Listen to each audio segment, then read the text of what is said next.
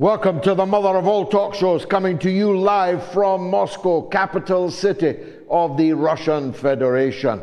It may be a television first, at least since the beginning of the war. No animals were harmed in the making of this broadcast, and absolutely no sanctions were broken either. So we have had quite a week, and actually we're having quite a weekend. Where do I start? Let me start with the hapless Rear Admiral. I think he's actually a full admiral, but I couldn't resist the pun. The head of the Royal Navy has had to step down, suspended from duty for not being able to keep his trousers up. I don't know if his finger on the nuclear trigger was any more reliable, but anyway, someone else will be standing in for the Rear Admiral from now on. Mind you, we've only got 8 warships at sea. Some of them are in the Far East on decorative, commemorative, and for display purposes only. We've only got 8 operational warships. When I was a Member of Parliament representing a warship building yard, Yarrows on the Clyde, our aim was a 21 surface fleet navy. Now we have 8. But that hasn't stopped the braggadocio of Keir Starmer. Who knows what fuels Keir Starmer's war talk? We do know that, unexpectedly interrupted by journalists with film cameras in a cabin on the train back from Kiev, well, they were scrambling to get rid of something. I have no idea if it was, as is now being widely speculated, cocaine. Certainly there were rather odd-looking Kleenexes, rather odd-looking little bags of white powder, rather odd-looking spoon incongruously placed on the table. I have no idea if any of them have ever partaken of the Colombian marching powder. But it's come to something that I wouldn't be in the least surprised, would you? That European political leaders might have been fueled by what the Zelensky tyranny has long stuffed up its hooter would not surprise anyone. They certainly act crazy enough for it. Let's take their performance at the weekend. Having tried everything they could to micturate on the parade in Moscow, the 80th anniversary of the triumph over Hitler fascism, and Hitler himself and his regime crushed in their lair by the Red Army of the Soviet Union, now represented as the successor state by Russia. Having tried everything they could, including refusing to allow elected presidents and prime ministers of EU countries, of NATO countries, having done everything they could to sabotage, threaten, browbeat those leaders into not coming to Moscow, they were reduced to refusing them the right to fly in their airspace and forcing them to take the long way round. One of them, President Vučić of Serbia, was forced to touch down in Baku. That is a long way round. They then sought to smear Putin's parade, they called it. Well, if it was Putin's parade, it was a jolly well attended one, and a rather impressive one, as any of you who've seen the footage already knows. The leader of China was here in Moscow. In fact, 27 heads of government and state were here, rather more than could be stuffed into a cabin on a train out of Kiev. It really rather showed the difference in scale, vivacity, and potential between the completely unreconstructed war party in Western Europe and the global South and Asia, which was represented in such profusion here on the parade in Moscow. Anyway, they tried to rain on Putin's parade. They even put me and Gayatri on the front page of the Daily Telegraph, stealing our own photograph without attribution, without credit, and definitely without payment. But my lawyer, Kevin Winters, at KRW Law, human rights firm in Belfast, are already on that matter. They did everything that they could to spoil the parade. And their last throw was to announce that they demanded, with consequences. Keir Starmer said, if Russia does not agree by Monday, he wagged his finger, to a 30-day unilaterally imposed ceasefire demanded by the loser in the war of the victor in the war, we will respond, said Keir Starmer. Respond with what? With the Gilbert and Sullivan Navy, with the emaciated and enfeebled British Armed Forces? He was not clear, certainly not himself. As we know, he couldn't punch his way out of a wet paper bag. But we will respond, he said, if Russia does not climb down. And crucially, he falsely prayed in aid the support of the United States President Donald Trump. It was a lie. And the bluff just burst like a paper bag full of candy, full of powder, which is now all over their faces. Because there will be no 30-day ceasefire. There will be no ceasefire before negotiations. And we waited up until 2 o'clock in the morning, this very morning, to watch live President Vladimir Putin burst their bubble, burst their paper bag. He went through the literally thousands of times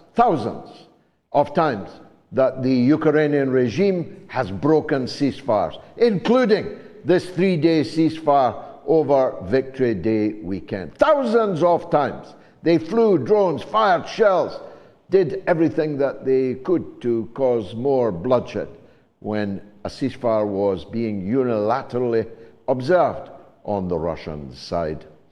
And President Putin, very calm and collected, 73 years old, and there he was at 2 o'clock in the morning, speaking effortlessly to a press corps, in the front row of which were the BBC, Sky News, and I think CBC from the United States of America. Why do I mention that? Because these Western journalists are in the front row, 5 yards maximum from President Putin, and recording, filming everything that he says. Why do I mention that? Because absolutely no Russian journalist would be allowed even to operate in Britain and the United States. That's what they mean when they call themselves the free world. That's what they mean when they talk about our values, for which they claim to be valiantly fighting.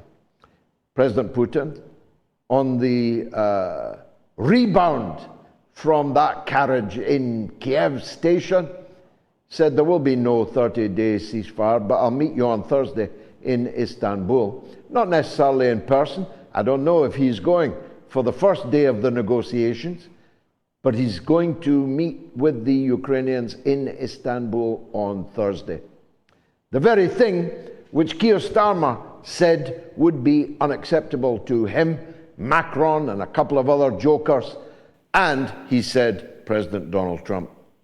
But Truth Social came to burst that bubble too. On Truth Social, President Trump declared in his usual capital letters, up our case, Zelensky better head for Istanbul on Thursday and begin negotiations. The United States and Russia are on exactly the same page, the same line on the same page. So now Zelensky has a choice. He can stick with the flatulent 5, or he can recognize the reality which is now staring him so vividly in the face, that he needs to be on the plane to Istanbul on Thursday. And I'm very glad to hear it. As you very well know, this show did not want this war in Ukraine. We opposed it right from the beginning in 2014 when it started. Not 3 years ago, but 11 years ago. We opposed this war. We said that it should never have happened, need never have happened, and should be brought to a conclusion as speedily as possible. So we welcome the talks in Istanbul, and we hope that they resolve the fundamental issues which caused this war, which has killed 1 million people, which has seen blood and treasure in profusion wasted, thrown away, flushed down the drain. This is not the Europe that we seek, and it's not the Europe that we need to have. So we very much hope that the sanctions will be coming to an end, that the killing will be coming to an end, that the waste of blood and treasure will be coming to an end. But that will require the flatulent five to allow Zelensky to actually negotiate meaningfully and to reach an agreement which deals with the fundamental issues. With my guests this evening, we'll go into the detail of what some of them are, though they are already familiar to viewers of the mother of all talk shows. But the fact that negotiations will now have to take place in Istanbul this Thursday should be a cause for alleluias all over the world. Donald Trump's on a bit of a mazy run. He has apparently caused an enormous rift with Benjamin Netanyahu, something which, as you know, I predicted long, long ago here on the mother of all talk shows. I told you, Trump is the alpha male. Trump is the cock of the North. Trump does not share top billing with anyone. Least of all, I hear today, gone tomorrow, Prime Minister of a country of 8 million people who is awaiting a prison sentence as soon as he leaves office. Netanyahu just didn't show Donald Trump the right level of respect. I mean respect in the Tony Soprano mold. That's the kind of respect you've got to pay to the Don. He is, after all, the Don. And Netanyahu never, ever showed him any real respect. He acted as if he was the equal of the Don, if not the guy who was working the Don from behind and deceiving him into taking measures, steps, and getting involved in all kinds of things that were against the interests of the Don and his country, the United States of America. First of all, the Don concluded essentially a peace treaty with the Houthis that were earlier described as terrorists. He called them brave men, whom he respected and honored, and that he now had a peace deal with them, that they were not going to attack any American ships, and he was not going to attack them. Then the Don flew the B-2 bombers all the way back from Diego Garcia to their bases in the United States of America, thus taking off the table any possibility of a United States war against Iran. The third round of talks just concluded a few hours ago in Oman. They were difficult but productive, said the Iranian leadership. So that's the Houthis solved. That's the Iran nuclear question on its way to be solved. But here's the unkindest cut of all for the little chiseling crook Netanyahu. Trump is directly negotiating with the Islamic resistance in Gaza. Directly.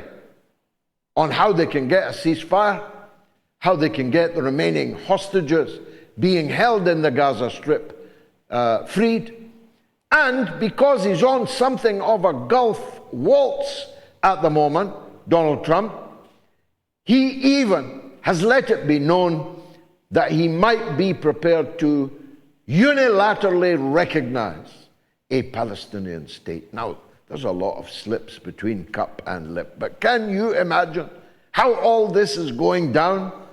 In Netanyahu's cabinet room, his rivals are rubbing their hands with glee, for they sense that all of this marks doom for the premiership of Netanyahu, and the judges are dusting their wigs, ready to get their hands on him when the term of office of Netanyahu finally comes to an end. All the while, the Palestinian children continue to be murdered and mutilated. I watched a video today of a boy, well, half of a boy, and the ambulance man brought a blanket out of the ambulance, unwrapped it, and it was literally the other half of the boy. And tenderly and with great respect, he put the two halves together. It's very difficult to watch these things, to watch a genocide live on your telephone, but billions of people have now done so. And those politicians and those despicable wretches that call themselves journalists and broadcasters that have provided a chorus of support for this genocide are now beginning to shift uneasily in their seats because they know the gig is almost up. And when it's up, the history will begin to be written, and they're not going to come out any kind of roses when that happens. Tonight I have got the giant, and I mean giant, woes here in the studio in Moscow, live.